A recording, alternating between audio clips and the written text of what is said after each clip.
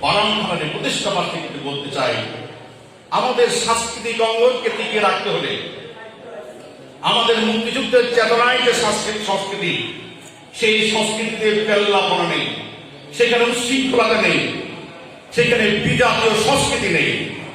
আজকে সেই সংস্কৃতিটাই আমাদেরকে বাংলাদেশে প্রতিষ্ঠা করতে হবে, যেখানে অশ্লীলতা নেই, যেখানে পেল্লাপনা নেই, এমন একটা সংস্কৃতি আজকে আমাদের ধরে রাখতে হবে। কারণ এটাই ছিল আমাদের মুক্তিযুদ্ধের সবচেয়ে বড় দাবি। আজকে আমাদের যে কথা বলতে চাই, মনটা বিষণ্ণ হয়ে যায়, আমাদের মনটা খুব বিষণ্ণ হয়ে যায়। কারণ এজন্য তো দেশ স্বাধীন হয়নি। মামুনুল হক সাহেব, আমি নাম ধরে বলি, তার কমপক্ষে 100 থেকে 150টা বক্তব্য শুনেছি, তার ওয়াজ মাহফিল শুনেছি। আপনি রাসূলুল্লাহ সাল্লাল্লাহু আলাইহি ওয়াসাল্লামের জীবন দর্শন, তার ব্যক্তিগত আচরণ আপনি পাশে রাখেন এবং তার বক্তৃতাগুলো শুনুন। আমার প্রিয় নবী হযরত মুহাম্মদ মুস্তাফা সাল্লাল্লাহু আলাইহি ওয়াসাল্লামের কোন আদর্শটা ধারণ করে তিনি বক্তব্য রাখেন। তার কথায় প্রতিহিংসা, কথায় কথায় রক্ত ঝরানোর কথা, কথায় কথায় মানদাঙ্গা ভাব, এটা তো ইসলামের কথা নয়, এটা রাসূলের কথা নয়। আপনি কোন ইসলাম প্রতিষ্ঠা এখানে করতে চান যে ইসলামের সাথে ন্যূনতম সম্পর্ক আপনার নেই? আমরা মনে করি আজকে যে ভাস্কর্য নিয়ে কথা উঠেছে, এই ভাস্কর্য মূর্তি বলে তার প্রতিবাদ করছে এমন নয়। তাদের মূল সমস্যা হচ্ছে বঙ্গবন্ধুর কারণে।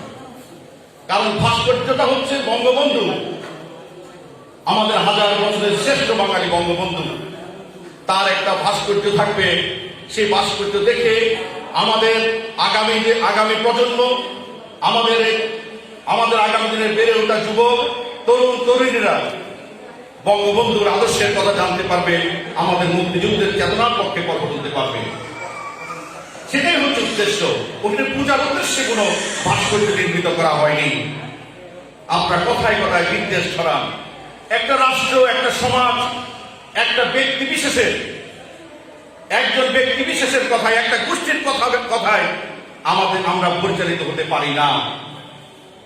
আমরা পরিচালিত হতে পারি না তাদের কথায়। যারা দ্বিধাবিভক্ত সমাজ চায়, যারা আমাদের সাম্প্রদায়িক সম্পৃক্তি আঘাত করতে চায়, এই কেমন ইসলামের কথা বলে আপনারা আজকে বিভক্তি আনছেন সমাজে? ইসলাম তো এরকম উচ্ছৃঙ্খল কোন বিষয় এনেছে বলে আমার জানা নেই। আজকে তাই বলতে চাই, মানুষের আজকে কথা বলবার সময় এসছে। আজকে কথা বলার সময় এসছে। জাতির জনক বঙ্গবন্ধুর কন্যা শেখ হাসিনা আজকে রাষ্ট্রীয় ক্ষমতায় রয়েছেন। আজকে আমাদের এই সরকারের চাইতে ইসলাম বান্ধব কোন সরকার আছে? প্রতি বছর এমন কোন মাদ্রাসা নেই, কওমি মাদ্রাসা নেই, এমন কোন আলিয়া মাদ্রাসা নেই যে মাদ্রাসায় সরকারের সাহায্য পৌঁছায় না। কওমিদের সর্বোচ্চ ডিগ্রি দাওয়ায়ে হাদিস, সেটাকে স্নাতকোত্তর পর্যায়ে সম্মান দিয়েছে জননেত্রী শেখ হাসিনা, আমাদের প্রধানমন্ত্রী শেখ হাসিনা। এই চাইতে বড় সম্মান আর কি চান? আপনাদেরকে সমীহ করেছি আমরা চেয়েছি আলেম ওলামারাও সমাজের ভূমিকা রাখুক, তারাও কথা বলুক। কিন্তু আজকে তারা কথা বলার নামে সমাজকে বিভক্তি করতে চায়, সাম্প্রদায়িক দাঙ্গা করতে চায়। কথায় কথায় আজকে দাঙ্গা হাঙ্গামার কথা বলেন। এটা কোন ইসলাম? এটা কোন শান্তির পক্ষে কথা বলছেন আপনারা? আজকে আমাদের সর্বক্ষেত্রে, সমাজের সর্বক্ষেত্রে আজকে ন্যায় প্রতিষ্ঠার সংগ্রাম করছেন জননেত্রী শেখ হাসিনা। দারিদ্র মুক্ত একটি সমাজ নির্মাণ করতে চান জননেত্রী শেখ হাসিনা, মাননীয় প্রধানমন্ত্রী। আজকে আমাদের ঐক্যবদ্ধ হতে হবে, আমাদের মাননীয় প্রধানমন্ত্রী শেখ হাসিনা যে লড়াই এনেছেন, আজকে বারেবার অস্থিতিশীল করতে চায়। একটা ভাস্কর্য ছিল হাইকোর্টের মধ্যে, হাইকোর্টের সামনে গ্রিক দেবীর একটা সিম্বল অফ জাস্টিস, এটা বলে একটা মূর্তি স্থাপন করা হয়েছে, ভাস্কর্য স্থাপন করা হয়েছিল। দাবি করেছে হেফাজতে ইসলাম যে ওখান থেকে মূর্তিটা সরাতে হবে, ভাস্কর্য সরাতে হবে। প্রধানমন্ত্রী দেখেছেন হ্যাঁ এটার মধ্যে একটা অশ্লীলতার উপাদান এখানে থাকতে পারে, তিনি সে রাত্রেই সরিয়ে ফেলেছেন। কিন্তু এমন কোন দাবি করা উচিত নয় যেই দাবি আমাদের স্বাধীনতার ভিত্তিমূলে আঘাত করতে পারে, আমাদের সংস্কৃতির ভিত্তিমূলে আঘাত করতে পারে, এমন কোন অন্যায্য দাবি আমরা মেনে নিতে পারি না, এটা আমরা মানতে পারি না। বাংলাদেশে হিন্দু, মুসলিম, বৌদ্ধ, খ্রিস্টান সবাই সমান অধিকার নিয়ে থাকবে। সংখ্যাগরিষ্ঠের কথা বলা যাবে না, কারণ আমি বাংলাদেশে থাকলে সংখ্যাগরিষ্ঠ, আর যেই মাত্র আমি ভারতে পা দেবো আমি সংখ্যালঘিষ্ঠ হয়ে যাব। ভারতের যিনি সেখানে সংখ্যাগরিষ্ঠ তিনি বাংলাদেশে আসার সাথে সাথে সংখ্যালঘিষ্ঠ হয়ে যাবেন, এটাই নিয়ম।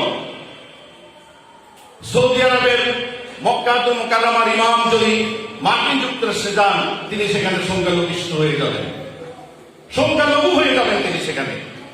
সুতরাং এটা একটা এখন নতুন বিষয় এসেছে যে আমরা বলতে চাই সংখ্যাগুরু সংখ্যালঘু বলে কিছু নাই, কারণ এখানে কোনো ব্যারিয়ার নাই, কোনো সীমানা নেই। আমি আজকে যদি এখানে সংখ্যা গুরু হয়ে থাকি, আমি অন্য কোথাও গেলে আমি সংখ্যালঘু হয়ে যাব।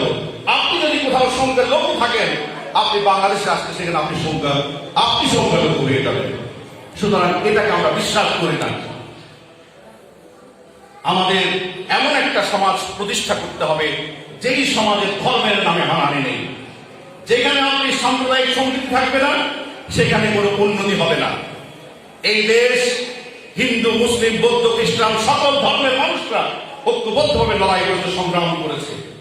সুতরাং এখানে সবার সমান অধিকার থাকতে হবে। আমরা বন্য, জন্তু, জানোয়ারের সমাজ আমরা চাই না।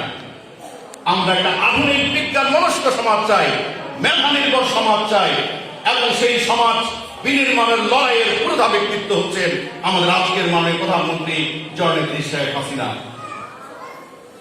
আজকে তাই আর কথা না বাড়িয়ে আপনারা এমন একটা সাংস্কৃতিক আন্দোলন করবেন পারামখানা, যেখানে আমাদের বিজাতীয় সংস্কৃতি থাকবে না, উচ্ছৃঙ্খলতা থাকবে না, বেরেল্লাপনা থাকবে না। একটা সুন্দর নিটল বাংলাদেশের সংস্কৃতি প্রতিষ্ঠা করবেন, সে প্রতিষ্ঠার লড়াইয়ে থাকবেন। একই সাথে সমাজের যে দায়বদ্ধতা আপনারা আজকে পূরণ করতে চলেছেন সেটা আরো বাড়িয়ে দেবেন, এই আশাবাদ ব্যক্ত করে আপনাদের সর্বাঙ্গীন সফলতা কামনা করে আজকের এই অনুষ্ঠানে উদ্বোধন ঘোষণা করছি। খোদা হাফেজ, জয় বাংলা, জয় বঙ্গবন্ধু, বাংলাদেশ চিরজীবী হোক।